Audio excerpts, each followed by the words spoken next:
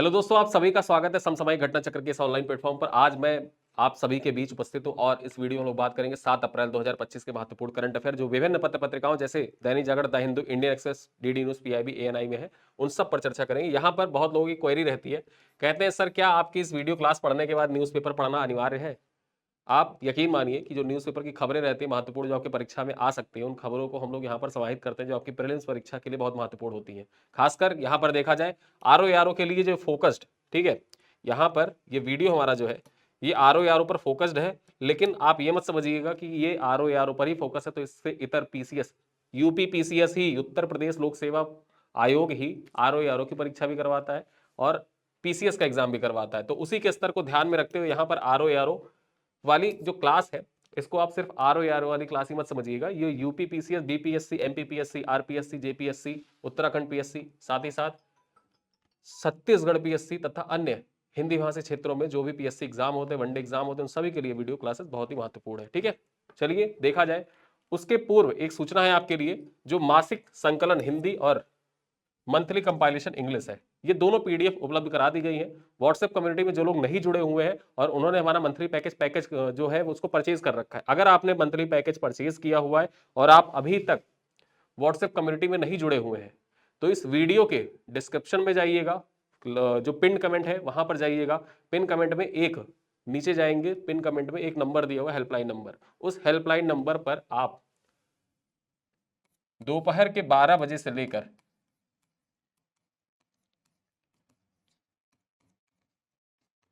शाम 8 बजे तक हमारा ऑफिस टाइम रहता है। इस ऑफिस टाइम में आप कॉल कर सकते हैं। कॉल करके आप हेल्पलाइन नंबर पे बता दीजिए कि हमको व्हाट्सएप कम्युनिटी में ऐड कर दीजिए, जो करंट अफेयर वाली, वहां पर वो आपको ऐड कर देंगे। वहां से होगा क्या फायदा, क्या होगा, जो डेली क्लास पीडीएफ होती है, इस क्लास पीडीएफ को मैं डेली शेयर करवा देता हूँ ग्रुप में। कुछ लोगों का ये होता है कि सर जो पिक्टोरियल पीपीटी है वो शेयर करवा दिया करिए, हमको प्रिंट आउट निकालते हैं, उससे पढ़ने में ज्यादा आसानी होती है क्योंकि उसके साथ फोटोज लगे होते हैं। जो मंथली पीडीएफ होती है, मंथली पीडीएफ में क्या होता है कि कंटेंट जो होता है वो सीधे टॉपिक वाइज होता है, टॉपिक होता है, टॉपिक का जो सब टॉपिक होता है वो सारी चीजें होती है। लेकिन जो पिक्टोरियल पीपीटी होती है उसमें चित्रात्मक सारी चीजें बनी होती है, सारी चीजें लिखी होती हैं और क्लास पीडीएफ ही होती है। इस वजह से उसको प्रिंट आउट अगर जो आप निकलवाना चाहे तो उसका भी निकलवा सकते हैं। और साथ ही साथ daily class PDF, monthly PDF, ये सब कुछ उसी व्हाट्सएप कम्युनिटी में शेयर की जाती है। कुछ डाउट होता है, कुछ डिस्कशन होता है, तो वहां पर आप वो आसानी से कर सकते हैं। तो इस वजह से अगर आप पैकेज ज्वाइन कर रहे हैं अभी तक, जैसे कुछ लोग जाते हैं गूगल प्ले स्टोर पर अपना नंबर डाल देते हैं, तो प्लीज आप नंबर मत डालिए क्योंकि आपका पर्सनल नंबर है। आप पर्सनल नंबर जाके किसी पब्लिक प्लेटफॉर्म पे मत डालिए। आप सीधे सीधे हमारे हेल्पलाइन नंबर पर कॉल करिए, वो आपको सुविधा अनुसार आपको तुरंत ऐड कर देंगे। आप कमेंट करते हैं कि सर हमको नहीं ऐड किया गया, कमेंट मत करिए। आप सीधे, मैं आपको बताता हूँ कि आप कमेंट करने से अच्छा एक बार कॉल मिलाइए, कॉल करिए।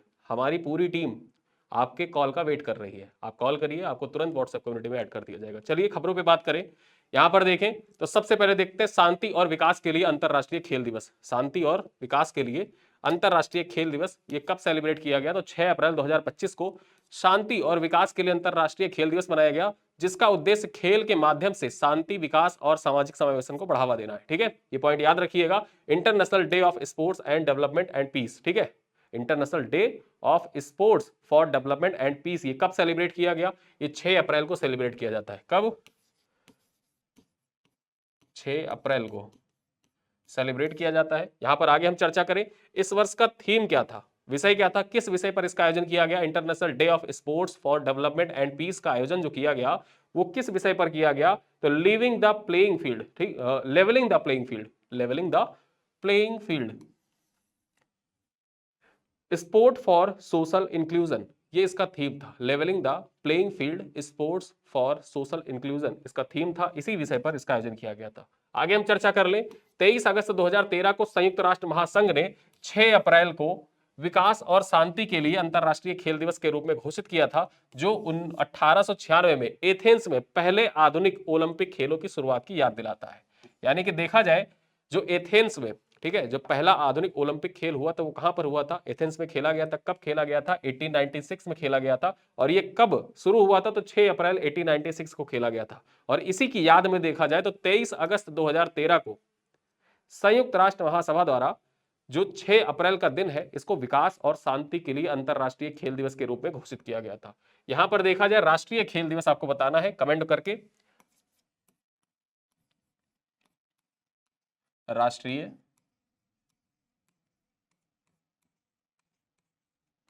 खेल दिवस कब मनाया जाता है ये आपको बताना है, ठीक है। राष्ट्रीय खेल दिवस कब मनाया जाता है। चलिए अगली खबर पर चर्चा करें, विश्व स्वास्थ्य दिवस। विश्व स्वास्थ्य दिवस के बारे में चर्चा कर लेते हैं, वर्ल्ड हेल्थ डे।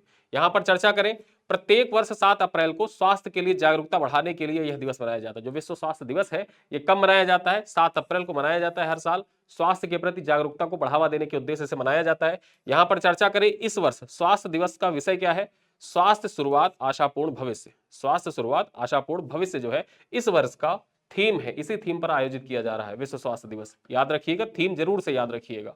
आगे हम चर्चा करें, बीमारियों, मानसिक स्वास्थ्य चुनौतियों और निवारक देखभाल के महत्व को के बारे में जागरूकता के साथ स्वास्थ्य दुनिया भर में एक शीर्ष प्राथमिकता के रूप में उभरा है।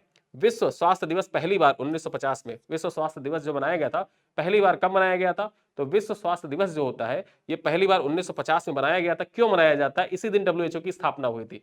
1950 में नहीं स्थापना हुई थी, जब द्वितीय वर्ल्ड वार खत्म हुआ था, सेकंड वर्ल्ड वार खत्म हुआ था। सेकंड वर्ल्ड वार के खत्म होने के बाद में जो विश्व स्वास्थ्य संगठन था इसकी स्थापना हुई थी 7 अप्रैल को, ठीक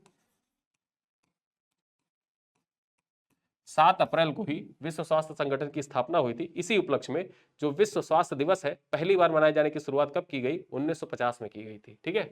1950 से शुरुआत हुई थी मनाए जाने की। तब से लेकर देखा जाए तो स्वास्थ्य क्षेत्र में जागरूकता बढ़ाने के उद्देश्य से ही विश्व स्वास्थ्य दिवस मनाया जाता है 7 अप्रैल को। आगे हम चर्चा करें, प्रत्येक वर्ष यह दुनिया भर के लोगों के लिए चिंता के एक विशिष्ट स्वास्थ्य विषय की ओर ध्यान आकर्षित करता है, ठीक है। यहां पर देखा जाए चिंता के एक विशिष्ट स्वास्थ्य विषय की ओर ध्यान आकर्षित करता है जो विश्व स्वास्थ्य दिवस होता है।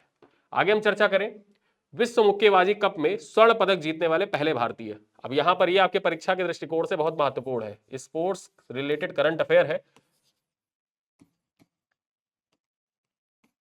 और ये आपके परीक्षा के दृष्टिकोण से बहुत महत्वपूर्ण है। स्टार बना के रखिएगा कि विश्व मुक्केबाजी कप जो है इसमें स्वर्ण पदक जीतने वाले पहले भारतीय कौन बने हैं। हितेश गुलिया के ऐतिहासिक स्वर्ण पदक के साथ भारतीय मुक्केबाजी दल ने विश्व मुक्केबाजी कप जो ब्राजील में आयोजित किया गया था, ठीक है, ब्राजील में आयोजन किया गया था विश्व मुक्केबाजी कप का 2025 का, में अपना अभियान 6 पदक, 1 स्वर्ण, 1 रजत और 4 कांस्य पदक के साथ समाप्त किया। यहां पर जो भारतीय टीम सम्मिलित हुई थी उस भारतीय टीम ने टोटल कितने पदक जीते, टोटल यहां पर 4 देखा जाए तो 4 यहां पर कांस्य पदक जीते, 1 रजत पदक जीता और 1 स्वर्ण पदक जीता। स्वर्ण पदक किसने जीता है, तो स्वर्ण पदक जीतने वाले जो खिलाड़ी है उनका नाम क्या है, उनका नाम है हितेश गुलिया। ये है हितेश गुलिया, यहां पर आप देख सकते हैं इन्होंने स्वर्ण पदक जीता है। और इसके इतर भारतीय टीम ने कुल कितने पदक जीते, कुल 6 पदक जीते हैं। आयोजन कहां पर किया गया था, इस बार जो विश्व मुक्केबाजी कप 2025 था इसका आयोजन कहां पर किया गया था, इसका आयोजन ब्राजील में किया गया था, ये पॉइंट याद रखिएगा। आगे हम देखें, हितेश गुलिया विश्व मुक्केबाजी कप में स्वर्ण पदक जीतने वाले पहले भारतीय मुक्केबाज है और इसी वजह से यह पॉइंट आपके परीक्षा के दृष्टिकोण से इंपॉर्टेंट हो जाता है। क्यों, जैसे ही मैंने आपको बता रखा है, जब भी आपके किसी भी प्रश्न में या किसी भी पॉइंट में जब आप पढ़ते हुए देखें कि भारत में पहला, विश्व में पहला, या उत्तर प्रदेश में पहला, या विश्व का प्रथम, ये सारी चीजें जब आती हैं तो आपके परीक्षा के दृष्टिकोण से इंपॉर्टेंट होता है। वहां पर आपका तुरंत ध्यान भी रुकना चाहिए, कलम भी रुकना चाहिए और उस चीज को तुरंत आप मार्क कर सकते हैं कि ये आपके परीक्षा के दृष्टिकोण से इंपॉर्टेंट है। तो याद रखिएगा, जो हितेश गुलिया है ये विश्व मुक्केबाजी कप में स्वर्ण पदक जीतने वाले पहले भारतीय हैं, ठीक है। आगे हम चर्चा करें, भारत पुरुष वर्ग में पदक तालिका में उज्बेकिस्तान के बाद दूसरे स्थान पर रहा। यानी कि जो पदक तालिका थी, ठीक है, पदक तालिका में बात करें पुरुष वर्ग में, जो पुरुष वर्ग की पदक तालिका थी उसमें भारत का रैंक कौन सा रहा, ये आप याद रखिएगा। भारत ने 6 पदक कुल जीते हैं, 1 स्वर्ण पदक जीता है, 1 रजत जीता है, 4 कांस्य जीता है। और उसी के साथ जो ब्राजील में आयोजित किया गया उसमें भारत का जो पदक तालिका में स्थान था वो उज्बेकिस्तान के बाद दूसरे स्थान पर था। आगे हम चर्चा करें, विश्व मुक्केबाजी कप 2025 का पहला चरण जो था ये 31 मार्च से 5 अप्रैल 2025 तक ब्राजील के फोज ड्यूक गुआक में आयोजित किया गया था, जिसमें दुनिया के शीर्ष पुरुष और महिला मुक्केबाज भाग लिए थे, ठीक है। तो याद रखिएगा इसका आयोजन कहां पर किया गया था, ब्राजील में किया गया था। कब से कब तक इसका आयोजन हुआ, 31 मार्च से लेकर 5 अप्रैल 2025 तक इसका आयोजन किया गया। भारतीय जो टीम थी वो पदक तालिका में किस स्थान पर रही, दूसरे स्थान पर रही। शीर्ष स्थान पर कौन रहा, उज्बेकिस्तान रहा। वहीं पर भारत ने कितने पदक हासिल किए, भारत ने कुल 6 पदक हासिल किए। भारत की ओर से स्वर्ण पदक जीतने वाले पहले खिलाड़ी कौन थे, हितेश गुलिया थे, ठीक है, हितेश गुलिया। चलिए अगली खबर पर हम चर्चा करें, पेंशन फंड विनियामक और विकास प्राधिकरण के नए अध्यक्ष कौन बने हैं, इनके बारे में चर्चा कर ले। नियुक्तियों के दृष्टिकोण से आपके परीक्षा के लिए बहुत ही महत्वपूर्ण ये टॉपिक है, ठीक है। जो नियुक्तियां होती हैं, राष्ट्रीय नियुक्तियां हो, अंतरराष्ट्रीय नियुक्तियां हो, उनसे संबंधित सवाल आपके परीक्षा में पूछे जाते हैं। और नियुक्तियों से संबंधित यूपीपीसीएस उत्तर प्रदेश लोक सेवा आयोग का ये ट्रेंड रहा है कि वो 1 से 2 प्रश्न हर साल पूछता है। ठीक है, तो उसी क्रम में देखा जाए तो पेंशन फंड विनियामक और विकास प्राधिकरण जो है, इसके जो नए अध्यक्ष बने हैं उनके बारे में चर्चा कर लें। देखा जाए, भारत सरकार ने वर्तमान उप नियंत्रक एवं महालेखा परीक्षक, भारत सरकार ने वर्तमान उपलेखा एवं महानियंत्रक परीक्षक, क्या नाम है इनका, शिव सुब्रमण्यम रमन को पेंशन फंड विनियामक का विकास प्राधिकरण जो है इसका नया अध्यक्ष नियुक्त किया है। ये है शिव सुब्रमण्यम रमन। ठीक है, इनको देखा जाए, जो पेंशन फंड विनियामक एवं विकास प्राधिकरण है उसका नया अध्यक्ष बनाया गया है। आगे हम चर्चा कर लें, शिव सुब्रमण्यम रमन वर्तमान अध्यक्ष दीपक मोहंती की जगह लेंगे, यानी कि किसके स्थान पर नियुक्त किया गया है, दीपक मोहंती की स्थान जगह पर इनको नामित किया गया है। दीपक मोहंती पहले थे और उनका कार्यकाल, दीपक मोहंती का कार्यकाल देखा जाए तो मई 2025 में समाप्त हो रहा है। और मई 2025 में जब उनका कार्यकाल दीपक मोहंती का समाप्त हो जाएगा उसके बाद शिव सुब्रमण्यम रमन जो है ये दीपक मोहंती के स्थान पर यहां पर स्थान लेंगे। आगे देखा जाए, वित्तीय क्षेत्र विनियामक नियुक्ति खोज नियुक्त समिति की सिफारिश पर प्रधानमंत्री नरेंद्र मोदी की अध्यक्षता वाली कैबिनेट की नियुक्ति समिति ने सुब्रमण्यम रमन के नाम को मंजूरी प्रदान की है। यानी कि देखा जाए, जो प्रधानमंत्री नरेंद्र मोदी हैं उनकी अध्यक्षता में जो कैबिनेट समिति थी, उस कैबिनेट समिति के द्वारा ही शिव सुब्रमण्यम रमन की नियुक्ति को अनुमति प्रदान की गई। और उसके बाद मई 2025 में देखा जाए तो ये यहां पर जो पेंशन फंड विनियामक एवं विकास प्राधिकरण इसके नए अध्यक्ष बन जाएंगे। चलिए अगले प्रश्न पर चर्चा करें। सीमा अग्रवाल को अग्निशमन एवं बचाव सेवाओं का डीजीपी नियुक्त किया गया। जो सीमा अग्रवाल है, ये है सीमा अग्रवाल, इनको जो अग्निशमन एवं बचाव सेवाएं होती हैं उनका डीजीपी नियुक्त किया गया। यहां पर हम चर्चा कर ले पॉइंट की, पॉइंट्स क्या है। भारतीय पुलिस सेवा की वरिष्ठ अधिकारी सीमा अग्रवाल को पुलिस महानिदेशक यानी डीजीपी अग्निशमन एवं बचाव सेवाओं का निदेशक नियुक्त किया गया है। ठीक है, ये पॉइंट याद रखिएगा, किसे नियुक्त किया गया है, सीमा अग्रवाल को नियुक्त किया गया है। आगे हम चर्चा करें, वे 31 मार्च को पूर्व डीजीपी अभय कुमार के सेवानिवृत्त होने के बाद यह पदभार संभाल लेंगी। ठीक है, यहां पर देखा जाए अब तो संभाल चुकी हैं। ठीक है, आगे हम बात करें, इस पद से पहले सीमा अग्रवाल जो थी वो नागरिक पूर्ति विभाग की पर डीजीपी रह चुकी हैं। जो नागरिक पूर्ति विभाग था वहां पर डीजीपी के रूप में इन्होंने कार्य किया है और अब जो अग्निशमन सेवाएं हैं वहां पर ये डीजीपी नियुक्त की गई हैं। आगे हम चर्चा करें, ब्राजील ने COP30 से पहले वैश्विक जलवायु परिषद का प्रस्ताव रखा। ठीक है, ब्राजील के द्वारा कहा गया है कि एक वैश्विक जलवायु परिषद का गठन किया जाना चाहिए।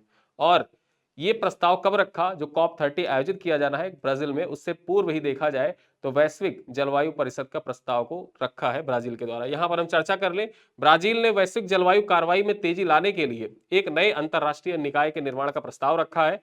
यह योजना इस साल नवंबर 2025 में उत्तरी ब्राजील के शहर बेलम में, ठीक है, बेलम में होने वाले संयुक्त राष्ट्र जलवायु सम्मेलन पार्टियों का सम्मेलन जो COP30 है इसके पहले ही साझा की गई है। यानी कि इस बार जो COP30 का आयोजन किया जा रहा है, COP30 का आयोजन कहां पर किया जा रहा है, ब्राजील में किया जा रहा है। COP29 का आयोजन किया कहां पर किया गया था, यह आप बताइएगा।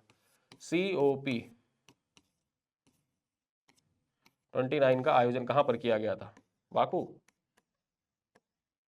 अजरबैजान। ठीक है, चलिए तो यहां पर देखा जाए किसके द्वारा प्रस्ताव रखा गया कि नए अंतरराष्ट्रीय निकाय का गठन किया जाए जिससे जो वैश्विक जलवायु कार्रवाई है उस वैश्विक जलवायु कार्रवाई में तेजी लाई जा सके। तो ब्राजील के द्वारा यह प्रस्ताव रखा गया है और इस बार जो COP30 होने वाला है वो कहां पर होगा, जो UNFCCC, ठीक है, UNFCCC का जो COP30 होगा इसका आयोजन बेलम शहर ब्राजील में किया जाएगा। आगे हम चर्चा करें, योजना में जलवायु परिवर्तन पर संयुक्त राष्ट्र फ्रेमवर्क कन्वेंशन के तहत एक जलवायु परिवर्तन परिषद बनाने का सुझाव रखा गया है। यहां पर हम चर्चा करें परिषद का लक्ष्य क्या है, तो परिषद का लक्ष्य COP बैठकों में लिए गए निर्णयों को तेजी से लागू करना, अंतरराष्ट्रीय प्रयासों को बेहतर समन्वय करना तथा जलवायु कार्रवाई को अधिक प्रभावी बनाना है। बेसिकली होता क्या है, जो COP30 या COP29, COP28 की जो बैठक होती है उन बैठकों में विभिन्न फैसले तो ले लिए जाते हैं। जैसे पेरिस क्लाइमेट एग्रीमेंट था, अब पेरिस क्लाइमेट एग्रीमेंट तो ले लिया गया लेकिन वो बाध्यकारी नहीं हुआ, अमेरिका ने खुद को अलग कर लिया उससे। तो ऐसे क्या होता है कि जो हम जलवायु परिवर्तन हो रहा है तो जलवायु परिवर्तन की दिशा में सार्थक कदम उठाने में बहुत दुविधाएं उत्पन्न होती हैं और उन दुविधाओं का निराकरण करने के लिए एक ऐसी काउंसिल का गठन किया जाना अनिवार्य है कि वो काउंसिल जो है बाध्यकारी रूप से देखा जाए, जो COP में फैसले लिए जाए, कॉन्फ्रेंस ऑफ पार्टीज में जो फैसले लिए जाए विभिन्न देशों के जो नेता होते हैं, लीडर्स होते हैं, आते हैं, बड़े बड़े फैसले, बड़े बड़े जुमले बता के चले जाते हैं, लेकिन बाद में क्या होता है, फॉलो नहीं करते हैं। जैसे अमेरिका हो गया, ब्रिटेन हो गया, फ्रांस हो गया, ये सब देखा जाए, ये ऐसे देश हैं, यूरोपियन कंट्रीज ऐसे हैं, इनके बड़े बड़े दावे होते हैं, लेकिन वो अपने दावों पर खरे नहीं उतरते हैं, वो अपने लाभ को ज्यादा आगे रखते हैं। तो इससे क्या होता है, इससे आम जनमानस को नुकसान होता है। क्या पर्यावरण परिवर्तन से केवल दक्षिण अफ्रीका या दक्षिण अमेरिकी या भारत ही नुकसान थोड़ी ना झेलेगा, उससे तो पूरी दुनिया नुकसान झेलेगी। तो यहां पर क्या, एक साझा समन्वय करना और बेहतर समन्वय करने के उद्देश्य के साथ साथ में जो निर्णय है, उन निर्णयों को तेजी से लागू किया जाए, जो निर्णय लिया जाए उसको इंप्लीमेंट भी किया जाए और साझा प्रयास भी किया जाए, साझा अंतरराष्ट्रीय प्रयास किया जाए। इसी उद्देश्य से जलवायु परिवर्तन परिषद बनाने की गठन का सुझाव किसके द्वारा दिया गया है, ब्राजील के द्वारा दिया गया है। और ये आपके परीक्षा के लिए बहुत ही महत्वपूर्ण है। जलवायु परिवर्तन से संबंधित जब आप निबंध लिख रहे हो, आंसर लिख रहे हो, या कोई टॉपिक आ रहा हो, आपसे कहीं डिस्कशन हो रहा हो, डिबेट हो रहा हो, वहां पर आप इस चीज को जरूर लिखिएगा, जरूर मेंशन कर सकते हैं कि जलवायु परिवर्तन परिषद का गठन किया जाना चाहिए। वे फॉरवर्ड में ये सारी चीजें लिखी जाती हैं। आगे हम चर्चा करें। ब्राजील का कहना है कि मौजूदा प्रक्रिया बहुत धीमी और बहुत जटिल है, यानी कि मौजूदा प्रक्रिया जो है ये बहुत धीमी और जटिल है, ब्राजील ऐसा कह रहा है, और बिल्कुल सही बात कह रहा है ब्राजील। ठीक है, चलिए आगे हम देखें। फ्रेड डॉरिंगटन सैंड मास्टर्स पुरस्कार, ठीक, फ्रेड डॉरिंगटन सैंड मास्टर्स पुरस्कार जो है, इसके बारे में चर्चा कर ले तो प्रसिद्ध रेत कलाकार सुदर्शन पटनायक, उड़ीसा के हैं सुदर्शन पटनायक, कहां के हैं, उड़ीसा के हैं। ठीक है, ओडिशा, अब तो ओडिशा कहते हैं, ओडिशा। ठीक है, ओडिशा के सुदर्शन पटनायक अपने उत्कृष्ट योगदान के लिए प्रतिष्ठित फ्रेड डॉरिंगटन सैंड मास्टर्स पुरस्कार प्राप्त करने वाले पहले भारतीय बन गए हैं। ठीक है, और जहां मैंने आपको बताया कि जब भी आपको पॉइंट दिख जाए, पहले भारतीय, पहले दिख जाए, प्रथम दिख जाए, एकमात्र दिख जाए, ये सब ऐसे शब्द होते हैं ना, ये कीवर्ड होते हैं, समझिए ये कीवर्ड है, ये आपके बुक का कीवर्ड है। जब भी बुक में आप देखें ऐसे सारे सवाल तो आप समझ जाइए कि एग्जाम में आ सकता है ये पॉइंट। ठीक है, आगे हम चर्चा कर लें। यह पुरस्कार इंग्लैंड के डोरसेट में सैंड्स वर्ल्ड 2025 अंतरराष्ट्रीय रेत कला महोत्सव के दौरान प्रदान किया गया। और यहां पर इन्होंने, जो सुदर्शन पटनायक थे, उन्होंने किसकी कलाकृति बनाई थी, तो देखा जाए 10 मीटर की भगवान गणेश की कलाकृति बनाई थी, रेत से, ठीक है, बालू से 10 मीटर की भगवान गणेश की इन्होंने वो बनाई थी, कलाकृति बनाई थी। और उसी कलाकृति के एवज में देखा जाए फेड ड्रेरिंगटन सैंड मास्टर पुरस्कार प्रदान किया गया। और इस पुरस्कार से सम्मानित होने वाले पहले भारतीय हैं कौन, सुदर्शन पटनायक। कहां के हैं, उड़ीसा के हैं। चलिए आगे देखें। सेंट्रल विस्ता के तर्ज पर लोगों को सुविधाओं के लिए मंडलीय कार्यालय बनाएगी उत्तर प्रदेश सरकार। उत्तर प्रदेश सरकार के द्वारा यह निर्णय लिया गया है कि जल्द ही, जैसे सेंट्रल विस्टा प्रोजेक्ट है, वहां पर सेंट्रल विस्टा प्रोजेक्ट का मतलब क्या, एक एरिया है, उसी एरिया के अंदर, ठीक है, सारे विभाग, सारे कार्यालय, सारे मंत्रालय एक ही जगह पर है।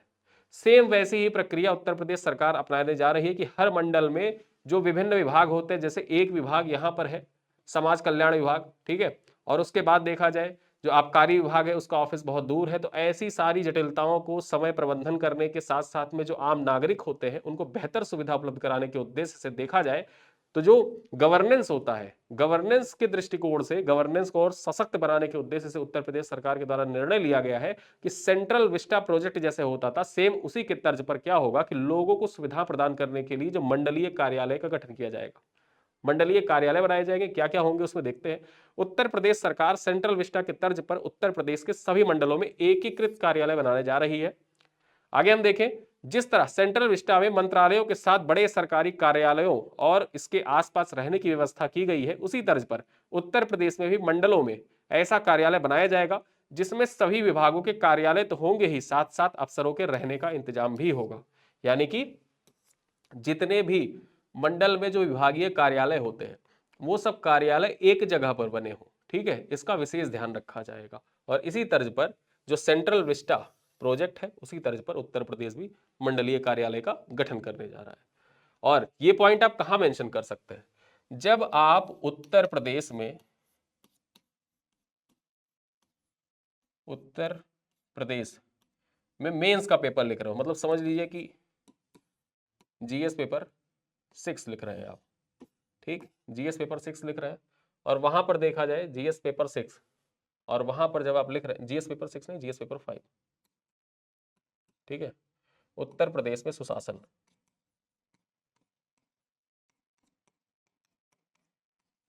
सुशासन को सुदृढ़ करने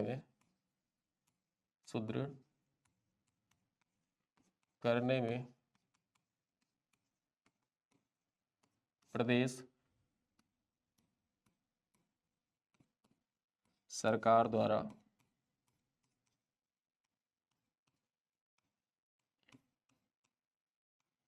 उठाए गए कदम की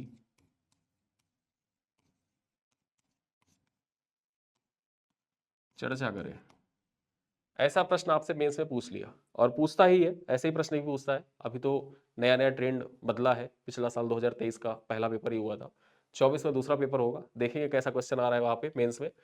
ऐसे क्वेश्चन आपसे पूछे जाते हैं कि सुशासन को सुदृढ़ करने के लिए प्रदेश सरकार के द्वारा कौन कौन से कदम उठाए गए, तो उसमें आप लाल फीताशाही पे लगाम लगाना, जितनी भी ट्रेडिशनल चीजें हैं वो तो आप लिखते ही हैं, लेकिन जैसे ही आप अपने प्रश्न को करंट से ऐड करते हैं, करंट से ऐड कैसे करेंगे, प्रदेश सरकार के द्वारा लोगों को सुविधा प्रदान करने के लिए, सुशासन को सुदृढ़ करने के लिए सेंट्रल विस्टा के तर्ज पर ही मंडलीय कार्यालय बनाए जाने का प्रस्ताव रखा गया है। और इससे होगा क्या, जो भी इससे लाभ होंगे उन सब लाभों को आप मेंशन कर सकते हैं, जिससे होगा क्या कि आपका उत्तर जो होगा संपूर्ण उत्तर हो जाएगा। ठीक है,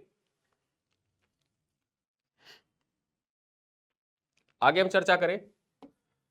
रुद्राक्ष बाला साहब पाटिल ने ISSF विश्व कप 2025 में पुरुषों के 10 मीटर एयर राइफल शूटिंग की स्पर्धा में स्वर्ण पदक जीता है। किसने जीता है? रुद्राक्ष बाला साहब पाटिल ने ISSF विश्व कप 2025 में, कहां पर इसका आयोजन किया जा रहा है?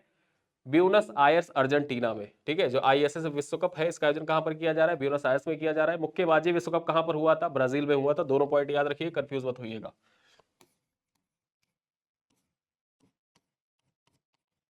मुक्केबाजी का जो विश्व कप था ये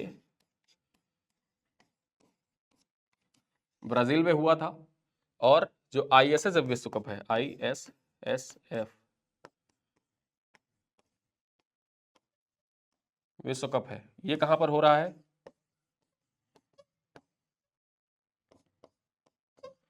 अर्जेंटीना में हो रहा है।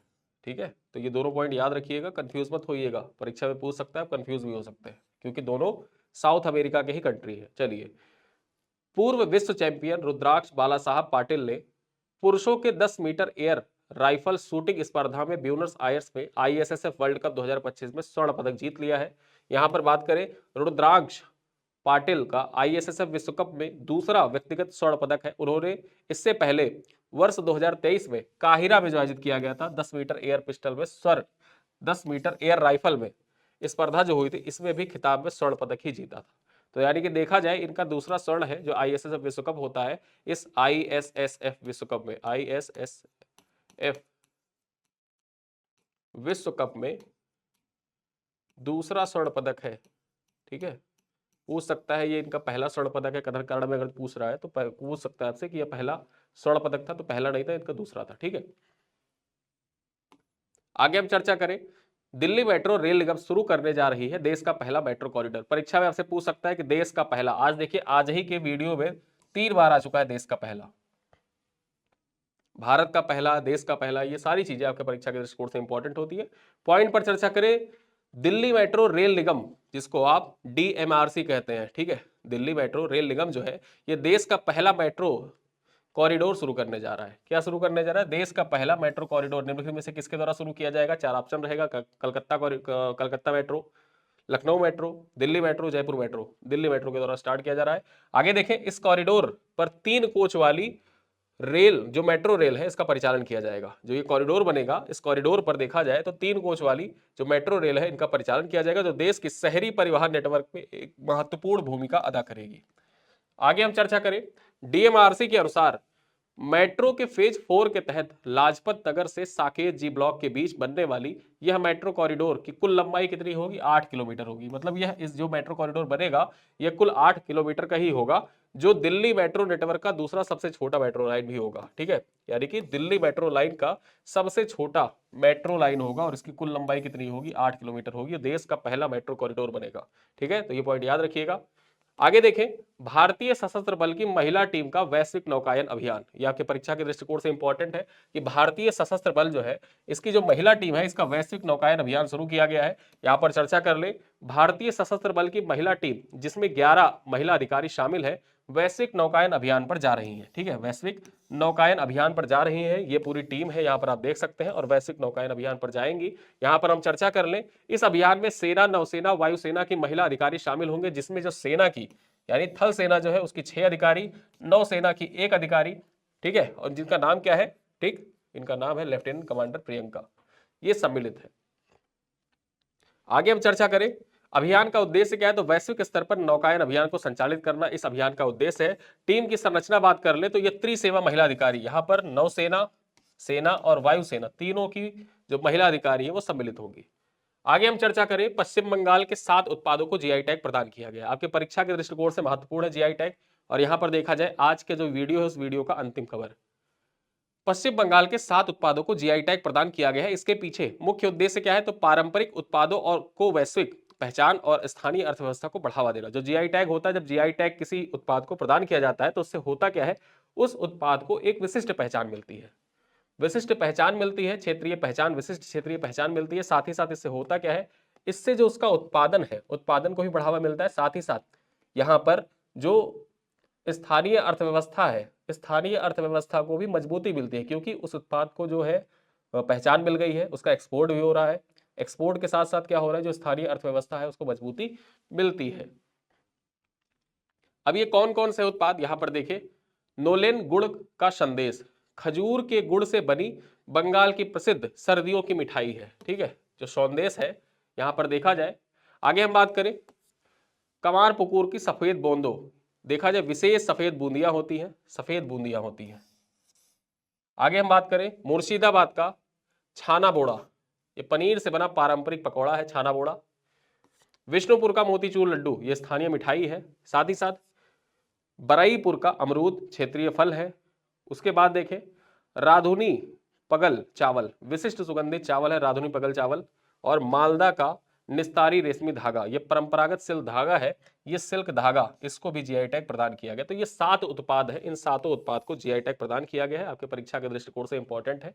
और यहाँ पर जो जीआई टैग होता है, जीआई टैग से संबंधित मैच द फॉलोइंग में सवाल अक्सर आपसे पूछे जाते रहे। पिछले 3 वीडियो में मैंने आपको 3 राज्यों के जीआई टैग के बारे में बताया है। ठीक है, जो हमारा 4 तारीख को वीडियो आया था, 4 तारीख के वीडियो में मैंने तमिलनाडु के जो जीआई टैग थे, पान और माला के बारे में बताया था। उसके बाद अहमदाबाद गुजरात के जो कढ़ाई पेंटिंग होती है उसके बारे में बताया था। और यहाँ पर जो पश्चिम बंगाल है उसके उत्पादों के बारे में आज मैंने चर्चा की। चलिए, कुछ प्रश्न है, इन प्रश्नों का उत्तर आपको कमेंट बॉक्स में देना है। पहला प्रश्न क्या है, देखिए, क्वेश्चन नंबर 1 क्या कह रहा है, हितेश गुलिया विश्व मुक्केबाजी कप में स्वर्ण पदक जीतने वाले पहले भारतीय मुक्केबाज है, पहला कथन है।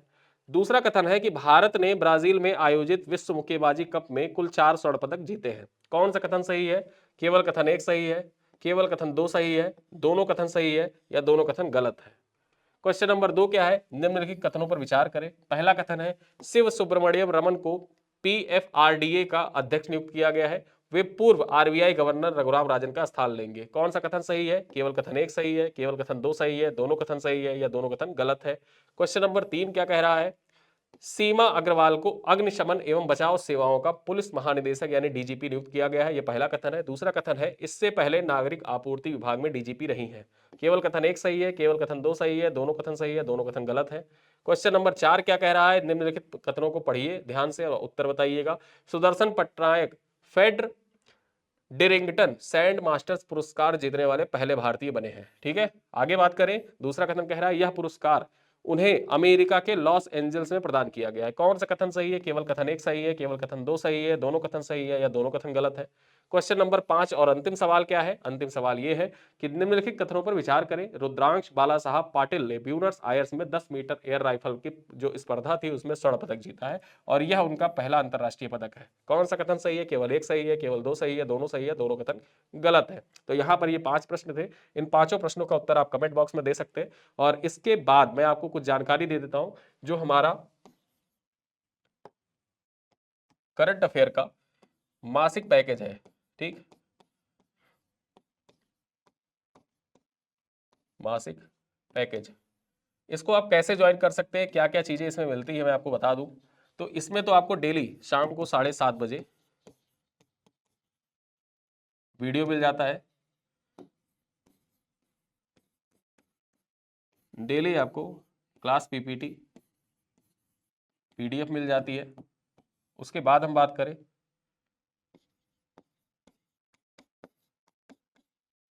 डेली आपको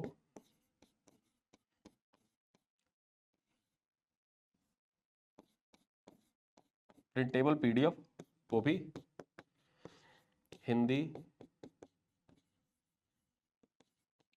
इंग्लिश दोनों में मिल जाता है। हर दिन आपको 10 MCQ का टेस्ट मिलता है और ये भी हिंदी इंग्लिश दोनों में होता है। महीने के अंत में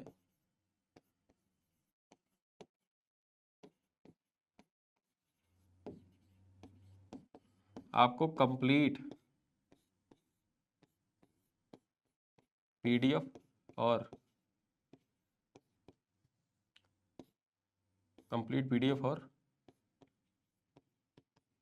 टेस्ट मिल जाता है, वो भी 100 प्रश्नों का एक साथ। ठीक है, और ये जो मैटर होता है ना, ये हिंदी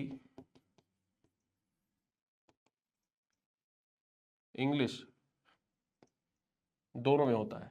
ठीक है, तो ये सारी चीजें हमारी जो मासिक पैकेज है, इसको मासिक पैकेज जो मिलता है, मासिक पैकेज अप्रैल महीने का आप जाएंगे इसी वीडियो के कमेंट में तो आपको मिल जाएगा। कमेंट में चेक करेंगे तो अप्रैल महीने का, फरवरी महीने का, मार्च महीने का सब कुछ लगा हुआ है।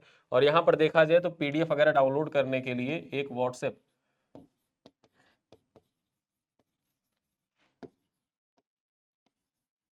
ग्रुप बना हुआ है। इस व्हाट्सएप ग्रुप को आप कैसे ज्वाइन कर सकते हैं, जैसे आपने पैकेज को परचेज कर लिया, पैकेज को परचेज करने के बाद हेल्पलाइन नंबर जो हमारा दिया है आप उस पर कॉल करेंगे, तो हेल्पलाइन नंबर पे आप कॉल करेंगे तो हमारी जो टीम है वो आपको व्हाट्सएप का लिंक भेज देगी आपके व्हाट्सएप नंबर पर। ठीक है, उसके बाद आप ज्वाइन कर सकते हैं, जिससे आप मासिक पैकेज का फायदा उठा सकते हैं। कैसे ज्वाइन करना है, कहाँ जाना है, ये भी आप देख लीजिए। आपको कुछ नहीं करना है, सीधे सीधे आप हमारी वेबसाइट पर जाइए। आप हमारी वेबसाइट पर जाइए और सर्च करिए SSGCP यानी समसामयिक घटना चक्र पब्लिकेशन, आपको सर्च करना है। हमारा होम पेज खुल जाएगा। होम पेज खुलने के बाद आपको जाना है वीडियो लेक्चर के सेक्शन में। वीडियो लेक्चर के सेक्शन में आप जाइए और यहाँ पर लाइन से देखिए लगा हुआ है अप्रैल, मार्च, फरवरी सारे लगे हुए हैं। आप अप्रैल पे टिक करिए। अप्रैल पे टिक करने के बाद यहाँ पर आप देख सकते हैं अभी ये वीडियो अपलोड नहीं हुआ 6 अप्रैल तक के। ठीक है, अभी ये वीडियो जब अपलोड हो जाएगा उसके बाद यहाँ पर 7 अप्रैल का ही मैटर लग जाएगा। वीडियो लगा है, उसके बगल में पीडीएफ जो क्लास पीपीटी होती है, क्लास पीपीटी लगी है, टेस्ट लगे हुए सारे लगातार। ठीक है, यहाँ पर आप देख सकते हैं, कंटेंट भी देख सकते हैं, सबके रिव्यू भी दिए हुए हैं। चलिए, और ये ज्वाइन कैसे करना है, इसको ज्वाइन करने के यहाँ पर आपको दिख रहा है सेल प्राइस 25 रुपए। यहाँ पर जब आप बाई नाउ पर क्लिक करेंगे तो ये जो 25 रुपए है, 25 रुपए घट के एक बॉक्स आएगा, उस पर आप कॉइन का ऑप्शन होगा, टिक कर दीजिएगा और टिक करने के बाद ये मूल्य हो जाएगा 18 रुपए 75 पैसे। यानी 18 रुपए 75 पैसे एक महीने में, एक दिन में आप 2 कप चाय पीते होंगे, उससे भी कम दाम में आपके करंट अफेयर के पूरे महीने की तैयारी घटना चक्र के द्वारा करवाई जा रही है। और ये मूल्य जो है ये सिर्फ नाम मात्र का मूल्य है, सिर्फ आपकी कंसिस्टेंसी मेंटेन रहे, क्योंकि आप पे किए रहेंगे तो आपके दिमाग में रहेगा कि हमने पे कर रखा है, कुछ चीज हमने खरीदी है। सिर्फ नाम मात्र का शुल्क है, उसी नाम मात्र के शुल्क में आपको पूरा कंटेंट प्रोवाइड किया जा रहा है। ठीक है, तो अगर आप ज्वाइन करना चाहते हैं तो कमेंट में जाइएगा, कमेंट बॉक्स में पिन कमेंट चेक करिएगा, वहां पर आप ज्वाइन कर सकते हैं इसको। चलिए, इसी के साथ इस वीडियो को मैं यहीं पर समाप्त करता हूं। कोई आपका सवाल होगा, प्रश्न होगा तो आप कमेंट में पूछ सकते हैं। मिलते हैं अगले वीडियो में, तब तक के लिए धन्यवाद।